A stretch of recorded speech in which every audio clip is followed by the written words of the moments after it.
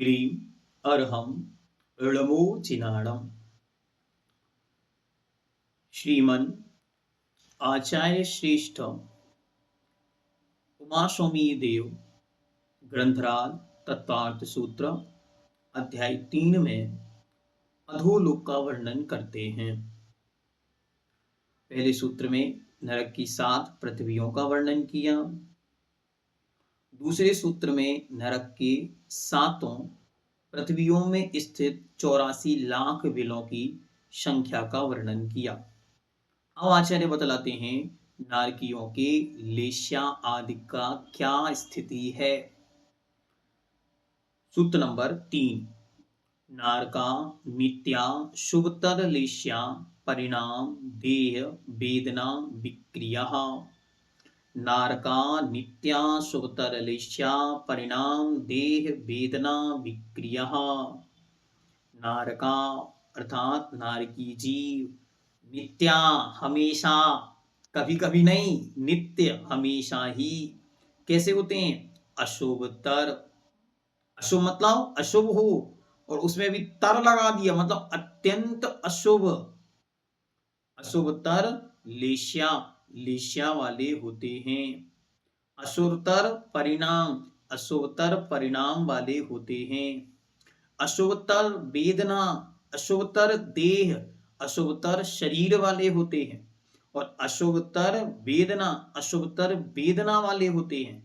अशुभतर विक्रिया, अशुभतर अत्यंत अशुभ विक्रिया के धारक होते हैं। सबके साथ लगाना है। विनारका अर्थात विनारकी जीव नित्य हमेशा अशुभतर, अशुभतर ये आदि दीपक है, सबके साथ जाएगा। अशुभतर लेश्या, अशुभतर परिणाम, अशुभतर देह, अशुभतर वेदना और अशुभतर विक्रिया वाले होते हैं। ये नारकी जीव होते कैसे हैं? तो ये नारकी जीव विकलांग, हुंडक संस्थानी, नपुंसक, दुर्गंधित, दुर्वर्ण, दुष्सुर, दुर्स्पर्श, दुर्भग, कृष्ण और रूक्ष होते हैं। काले एकदम अंधेरे की तरह खुक दिखते हैं। इनके शरीर में कड़वी तुमड़ी और कंजीर के समान रस उत्पन्न होते हैं। मतलब इनका रस एकदम कड़वा कटुल होता है।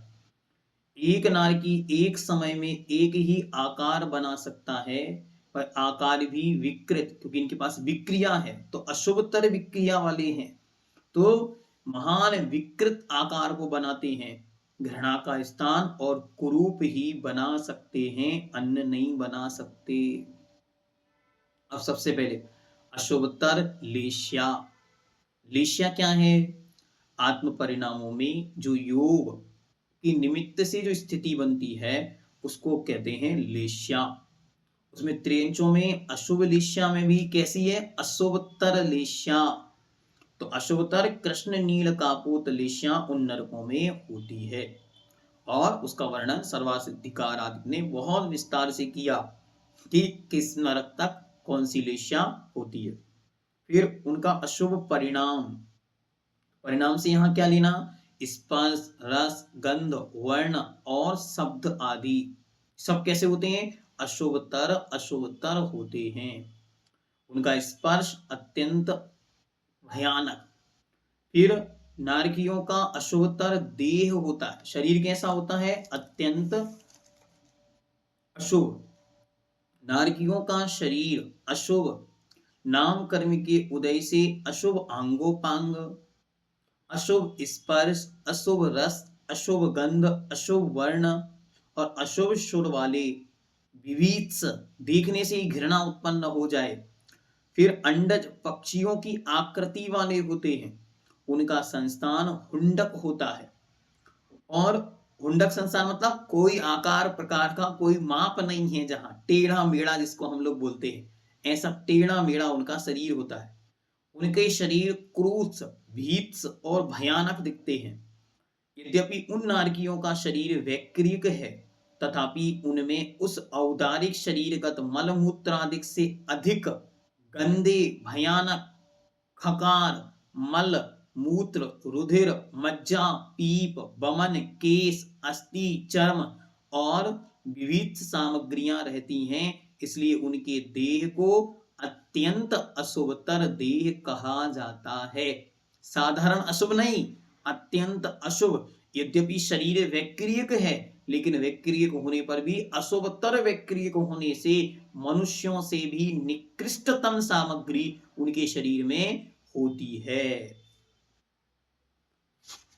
आगे कह रहे हैं अशुभतर वेदना। अशुभतर वेदना होती है। हाँ, मेरु समान लोह गली जाए, ऐसी शीत उष्णता थाए, ऐसी वहां सर्दी और गर्मी पड़ती है। नरकों के प्रारंभ से 82,25,000 बिलों में तो क्या होता है? उष्णता होती है, अत्यंत गर्मी होती है कि मेरु के समान लोहे का पिंड डाला जाए तो छूते ही पिघल जाए। और अंत के लास्ट के 1,75,000 बिलों में अत्यंत शीत वेदना होती है। वहां ऐसी ठंड होती है कि वह पिघला हुआ पानी वहां स्पर्श मात्र से ही जम जाए। ऐसी भयानक स्थितियां वहां होती हैं। फिर कहते हैं अशुभतर विक्रिया। भी जब भी कोई चीज बनाएंगे तो विकृत ही बनेगी। नारकियों में केवल अपृथक विक्रिया ही होती है, मतलब वे अपने शरीर से अलग कुछ नहीं बना सकते, शरीर को ही अनेक प्रकार का बना सकते हैं। वे नारकी अपने शरीर को कभी असी पत्र बनाते, तलवार के धार के समान पत्ते, तो कभी बैतरणी नदी बनाते, तो कभी अग्नि की ज्वाला, तो कभी भयंकर क्रूर पशु बनाते। दूसरे नारकियों को इसी प्रकार से वे दुख उत्पन्न कराते हैं। उनकी विक्रिया भी दूसरों के दुख के लिए ही होती है। वे अपनी विक्रिया से कोई सुंदर रूप नहीं बना सकते कि किसी को कुछ समझाने के लिए कुछ अच्छा बना लें, ऐसा उनके साथ नहीं हो सकता, क्योंकि उनकी विक्रिया अशुभ तर ही है। इस प्रकार उनका जो कुछ है सब अशुभ तर है, ऐसा जानना। इसके अलावा वहां की भूमि, वहां की स्थान, वहां का वातावरण सब कुछ दुखदायक ही है। उसके अलावा और भी दुख हैं तो कहते हैं हाँ, वहां पर वे एक दूसरे को भी दुख देते हैं। सूत्र नंबर 4, नारकियों के परस्पर दुख। परस्परोदीरित दुखा, परस्परोदीरित दुखा, परस्पर मतलब आपस में, उदीरित मतलब उत्पन्न करते हैं, दुखा मतलब दुख। वे नारकी जीव परस्पर में आपस में एक दूसरे को भयानक दुख देते हैं। कैसे कैसे दुख देते हैं? तो केवली भगवान कहते हैं नारकी दूसरे नारकी को देखकर नरक में उछलते देखकर उसकी ओर दौड़ते हैं। शस्त्रों, भयानक पक्षियों, वृक्ष, नदियों आदि का रूप धारकर उसे मारते हैं, वह खाते हैं, उसके शरीर को लौंच लेते हैं और उसका भक्षण करते हैं। वहां की स्थिति ऐसी कि तिल तिल करें देह के खंड, टुकड़े टुकड़े कर दिए जाते हैं, लेकिन वह मरता नहीं है, वापस से फिर जुड़ जाता है। हजारों यंत्रों में पेलते हैं, जैसे गन्ना के रस निकालने के लिए गन्ना को मशीन में डाल दिया जाता है, वैसे वे एक दूसरे को इस तरीके से कष्ट देते हैं। शांकलों से बांधते हैं, वह अग्नि में बांधते हैं, करौंत से चीरते हैं, वह भालों से बींधते हैं, पकते तेल में फेंकते हैं। जब वह शीतल जल समझकर यदि बैतरणी में प्रवेश करते हैं तो भी उसे छेदते हैं। उस बैतरणी नदी में कृमिकुल कलित देह दाहनी छोटी छोटी इल्ली के समान जीव, यद्यपि वहां इल्लियां नहीं है, वे स्वयं विक्रिया से उस प्रकार की स्थिति को बनाते हैं और उनके शरीर में चुभते हैं, जैसे सैकड़ों कीड़े एक साथ शरीर में चुभ रहे हों, ऐसी स्थिति वहां पर होती है। भूमि के स्पर्श मात्र से क्या होता? बिच्छू सहस डसे नहीं तिसो, ऐसे सैकड़ों हजारों बिच्छू एक साथ डस लें, इतनी वेदना भी नहीं होगी, उससे ज्यादा वेदना उस भूमि के स्पर्श मात्र से होती है। कछुआ आदि का रूप धर उसे भक्षण करते हैं। जब वह आश्रय खोजने के लिए बिलों में प्रवेश करता है तो वहां अग्नि की ज्वालाओं का सामना करना पड़ता है। शीतल वृक्ष की छाया के लिए असीपत्र वन में जाते हैं। जब बेचारा छांव ढूंढता है तो वे ही नारकी अशुभ वृक्ष बन जाते हैं, जिसमें असीपत तलवार की धार के समान पत्ते होते हैं जो शरीर पर गिरते हैं और शरीर को छार छार कर देते हैं। तो उन वन वृक्षों के तलवार के जैसे पत्तों से तथा अन्य शस्त्रों से छेदे जाते हैं। गिद्ध आदि पक्षी बनकर नारकी उसे चूट चूट कर खाते हैं। वहां पक्षी नहीं होते, तो वहां पर वे नारकी जीव ही अनेक प्रकार के पक्षी, सिंह आदि के समान जानवर बनकर उनके शरीर को खाते हैं। अंगोपांग चूर्ण करके उस पर छार जल डालते हैं, फिर खंड खंड करके चूल्हों में उसे डालते हैं। तप्त लोहे की पुतलियों से आलिंगन कराते हैं, उसी के मांस को काटकर उसी के मुख में दे देते हैं। गलाया हुआ लोहा व तांबा उसे पिलाते हैं, फिर भी नार की मरण को प्राप्त नहीं होते। अनेक प्रकार के शस्त्रों आदि से में परिणत होकर वे नार की एक दूसरे को दुख पैदा करते रहते हैं। यह उनके निरंतर चलता है। नारकियों के भव प्रत्यय अवधि ज्ञान होता है, जन्म से ही उनको अवधि ज्ञान प्राप्त होता है। उसके द्वारा दूर से ही दुख के कारणों को जानकर उनको दुख उत्पन्न हो जाता है। घबरा जाते हैं, उनको सब पता होता है ये क्या सोच के यहाँ आया है। एक दूसरे को मारने से भयानक दुखों को उत्पन्न होते हैं। समीप आने पर एक दूसरे को देखने से उनकी कोपाग्नि भभक जाती है। जैसे सामने वाला सामने आता है, वे अपने अवधि ज्ञान से जान लेते हैं कि ये हमारे साथ अब ऐसा करने वाला है। उसी के निमित्त से उनका क्रोध भड़क जाता है और वे और अशुभतर परिणामों को युक्त हो जाते, तथा पूर्व भाव का स्मरण होने से उनकी बैर की गांठ और दृढ़तर हो जाती है, जिससे वे कुत्ते और गीदड़ के समान एक दूसरे का घात करने के लिए प्रवृत्त होते हैं। वे अपनी विक्रियाओं से अस्त शस्त बनकर उनसे तथा अपने हाथ पैर और दांतों से छेदना, भेदना, छीलना और काटना आदि के द्वारा परस्पर अति तीव्र दुख को उत्पन्न करते हैं। सामान्य दुख नहीं, अत्यंत तीव्र दुखों को उत्पन्न करते हैं।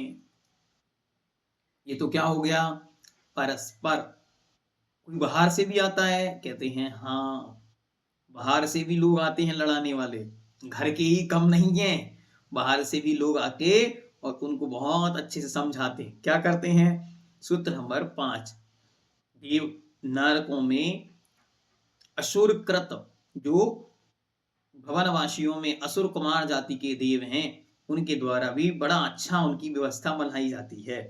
संकलिष्टा शुरोदीरित दुखाश्च प्राक चतुर्थ्यः। संकलिष्टा शुरोदीरित दुखाश्च प्राक चतुर्थ्या। प्राक चतुर्थ्या मतलब चौथी पृथ्वी के पहले पहले तक, मतलब तीसरी पृथ्वी तक, पहली, दूसरी और तीसरी पृथ्वी तक। संकलिष्टा अर्थात संकलेश परिणाम वाले, असुर अर्थात असुर कुमार जाति के देवों के द्वारा, उदीरित अर्थात प्राप्त होते हैं, दुखा मतलब दुख। पहली 3 पृथ्वियों में, मतलब पहली, दूसरी और तीसरी पृथ्वी में असुर कुमार जाति के देव जाकर और वहां के नारकियों को आपस में भिड़ाकर अथवा अनेक प्रकार के दुखों को देते हैं। इनको कैसा कहा है? संक्लिष्ट परिणाम वाले। ये संक्लिष्ट परिणाम वाले होते, इनको लड़ाने में ही मजा आता है, इस प्रकार का इनका स्वभाव होता है। पूर्व भाव में अति तीव्र संक्लेश परिणामों से उपार्जित जो पाप कर्म है उसके उदय से वे अत्यंत क्लिष्ट रहते हैं, इसलिए अशुभ कुमार संक्लिष्ट कहलाते हैं। वे संक्लिष्ट होते हैं, उसी प्रकार के वे कार्य करते हैं। पूर्व में इस प्रकार का ही उनको एक प्रकार से संस्कार वशात, संस्कार परिणाम इसी प्रकार के रहे होंगे, इसलिए उनको इस प्रकार की स्थिति मिलती। और नरकों में क्या दुख हैं? तो नरक के क्षेत्रजन्य दुख हैं, वहां की भूमि के स्पर्श मात्र से ही अनेक प्रकार के दुख, शारीरिक दुख, मानसिक दुख और असुर कृत दुख, इस प्रकार उनके अनेक प्रकार के दुख होते हैं। जहां उनकी आपस की लड़ाई कम पड़ जाती है, वहां असुर कुमार जाति के देव उसमें कूद जाते हैं और अपना उनको परेशान करते हैं। कई लोग प्रश्न पूछते हैं तो इसका कर्म बंध उनको होता है? हाँ, संकलेश के निमित्त से उनके अशुभ कर्म का बंध, आश्रव बंध निरंतर होता रहता है, ऐसा जानना चाहिए। अब अंत में कहते हैं सूत्र नंबर 6, नारकियों की उत्कृष्ट आयु। वे नारकी जीव कम से कम कितने दिन और अधिक से अधिक वहां पर कितने दिन रहेंगे? तेष वेक त्रिसप्तदश सप्तदश द्वाविंशति त्रायस्त्रिंशत् सागरोपमा सत्त्वानां परा स्थिति। तेष वेक त्रिसप्तदश सप्तदश द्वाविंशति त्रायस्त्रिंशत् सागरोपमा सत्त्वानां परा स्थिति। तेषु अर्थात उन नरकों में, सत्वानाम अर्थात जीवों की, परह मतलब उत्कृष्ट, स्थिति मतलब आयु, उन नरकों में उन नारकी जीवों की उत्कृष्ट आयु। उत्कृष्ट आयु मतलब मैक्सिमम टाइम पीरियड जब तक उन्हें वहां रहना पड़ सकता है। कितना है?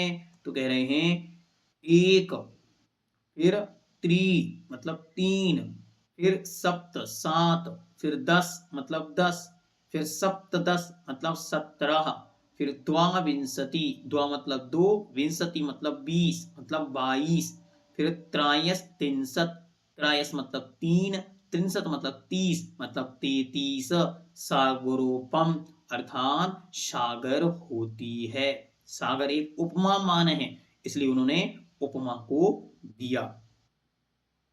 तो 1 सागर, 3 सागर, 7 सागर, 10 सागर, 17 सागर, 22 सागर और उत्कृष्ट 33 सागर आयु उन नारकियों की होती है। सबसे पहले में 1 सागर, दूसरे में 3 सागर, तीसरे में 7 सागर, चौथे में 10 सागर, फिर इसके बाद 5वें में 17 सागर, 6वें में 22 सागर और अंत में 7वें नरक में उन नारकियों की आयु 33 सागर की होती है, जो कि जीवों की उत्कृष्ट आयु मानी गई है। ठीक है, आयु कर्म की उत्कृष्ट स्थिति 33 सागर ही है, जो 2 जगह पे होती, एक तो 7वें नरक के नारकी की और ऊपर सर्वार्थ सिद्धि के देवों की। ठीक है, इस प्रकार से जानना चाहिए। विशेष क्या है? विशेष यह है कि उन नारकियों का कभी भी अकाल मरण नहीं होता। कुछ भी हो जाए, तिल तिल करें देह के खंड, अथवा किसी भी प्रकार का मारा जाए, किसी भी प्रकार की स्थितियां की जाए, अकाल में मरण नहीं होता। मतलब जितनी उनकी आयु है उतना उनको भोगना ही पड़ेगा, नियम बन गया, उससे पहले नहीं मरेंगे। सत्वा नाम मतलब होता है जीव, सत्व मतलब होता है जीव, सत्वा नाम हो गया मतलब जीवों की। सागरोपम क्या है? ये सागर की उपमा क्या है? तो जिस प्रकार समुद्र में अथाह मतलब अंत, एंडलेस जल पानी होता है, उसी तरह उन नारकियों की आयु में निशिकों की संख्या अपार होती है, इसलिए इसे सागर से उपमा दी गई है। और भी अनेक प्रकार से उस सागर का परिमाप दिया। इतना बड़ा है, इतनी बड़ी है उनकी आयु कि जैसे एक चिड़िया आती है, 100 वर्षों में एक बूंद पानी पी के चली जाती है, फिर 100 वर्षों बाद फिर आती है, फिर पी के चली जाती है। ऐसे जब वो चिड़िया पूरे समुद्र को खाली कर दे, इतना जो समय होगा वो 1 सागर होगा। जानने का अर्थ, कहने का मतलब यह हुआ, एंडलेस टाइम पीरियड, एक बहुत लंबा, यद्यपि वो अनंत नहीं है, एंडलेस से कम है, मतलब खत्म तो होगा लेकिन बहुत लंबा है, बहुत बड़ा है, ऐसा मानने के लिए उन्होंने यहां पर ये शब्द सागरोपम ऐसा शब्द दिया। दूसरा, उपमा मान के द्वारा गड्ढा आदि करके उसमें पल्ल, फिर अद्धा पल्ल, उद्धा पल्ल आदि बना करके सागर का प्रमाण भी निकाला जाता है, जिसको अन्य आगम ग्रंथों से और विस्तार से हम लोगों को जानना चाहिए। इस प्रकार ये नरक की स्थिति आपके सामने 7 सूत्रों के माध्यम से पूज्यवन ने रखी। आइए क्रमशः उसे फिर से देखकर, सबसे पहले नरक की 7 पृथ्वियां: रत्न, शर्करा, बालुका, पंक, धूम, तमो, महातमः, प्रभा, भूमियो, घनाम्बुबाताकाश प्रतिष्ठा, सप्ता धोधा। तो रत्न, शर्करा, बालुका, पंक, धूम, तम और महातमा, इनकी प्रभा वाली भूमियां अर्थात भूमि, घनाम्बु तो घन उदधि, घनबात, तनुवात और आकाश की प्रतिष्ठा मतलब आधार से स्थित हैं, सप्ता मतलब 7 हैं, अधु अधा मतलब नीचे नीचे हैं। इस प्रकार जानना। इसके बाद आगे कहते हैं सूत्र नंबर 2, तासु अर्थात उनमें, उन 7 पृथ्वियों में 3 पंचविंशति पंच 10 10 त्रिपंचोनैक नरक सत्सहस्राणि पंचचैव यथाक्रमम्। उन पृथ्वियों में यथाक्रम मतलब क्रमशः 300 सतसहस्राणि, सतसहस्राणि सबके साथ लगाना, सत मतलब 100, सहस्राणि मतलब 1000, 100,000 मतलब हो गया 1 लाख। तो 300 अर्थात 30 लाख, पंच विंशति 25 लाख, पंच 10 15 लाख, 10 10 लाख, 3 लाख और पंच ऊन 1 लाख, 5 कम 1 लाख और अंतिम 7वें नरक में पंचचैव अर्थात 5 ही नरक बिल हैं, ऐसा जानना। फिर इसके बाद उनकी स्थितियां कैसी हैं? तो नारका नित्या सुवतर लेश्या परिणाम देह वेदना विक्रिया। उन नारकी जीवों की नित्य हमेशा अशुभतर लेश्या, अशुभतर परिणाम, अशुभतर देह, अशुभतर वेदना और अशुभतर विक्रिया होती है। वे कुछ अच्छा करना भी चाहें तो बेचारे कर नहीं सकते, इसी प्रकार की स्थिति होती है। और अनेक प्रकार के दुख होते हैं, क्षेत्रजन्य दुख हैं, भूख प्यास के दुख हैं, नदियों के दुख, वृक्षों के दुख, असुरों के दुख, आपसी दुख, मानसिक दुख, शारीरिक दुख, जितने प्रकार के दुख हो सकते हैं वो सब इनको हैं। इसलिए उन्होंने सब चीजों का नाम रख दिया नित्या अशुभतर, अत्यंत अशुभ अशुभ और हमेशा रहने वाले हैं। फिर और भी कोई दुख हैं बाहर वालों के? हाँ, परस्परो दीरित दुखा, परस्पर आपस में वहां पर एक दूसरे को वे दुख उत्पन्न करते हैं। बाहर वालों के उनके भी हैं, संकलिष्टा सुरोदीरित दुखाश्च प्राक चतुर्थ्या, प्राक मतलब पहले, चतुर्थ्या मतलब चौथी, चौथी पृथ्वी के पहले पहले अर्थात तीसरी पृथ्वी तक संकलिष्टा संकलेश परिणामों वाले असुर कुमार जाति के देवों के द्वारा, जिनका नाम क्या है? अंबाबरीस जाति के वे देव उदीरित दुखा आपस में महान दुख को प्रदान करते हैं, अर्थात उन जीवों को ये दुख भी सहन करना पड़ता है। अंत में कहते हैं उन नरकों की उत्कृष्ट आयु स्थिति क्या है, कितने दिन तक उन्हें वहां रहना होगा? तो कहते हैं तेषु अर्थात उनमें 1 त्रि सप्त, फिर 10, फिर सप्त 10 मतलब 17, फिर द्वा विंशति मतलब 22, त्रयस्त्रिंश 33 सागरोपम सत्वानाम जीवों की, पर मतलब उत्कृष्ट, स्थिति मतलब आयु है। तो 1 सागर, 3 सागर, 7 सागर, 10 सागर, 17 सागर, 22 सागर और 33 सागर की उत्कृष्ट स्थिति उन नरकों में उन नारकी जीवों की है। अच्छी तरह इस विषय को पढ़कर अपने परिणामों को स्थिर बनाना है। और भगवान आगे कहेंगे कि नरक कैसे जाते हैं। दोनों ने कहा कि जो जीव अत्यंत आरंभ और परिग्रह से वैवारंभ परिग्रहत्वम नारकस्यायुषः, तो इस प्रकार का जो परिणाम करते हैं वे नरक में जाते हैं। तो हमें क्या करना? बहुत अधिक आरंभ और बहुत अधिक परिग्रह से अपने आप को बचाना है।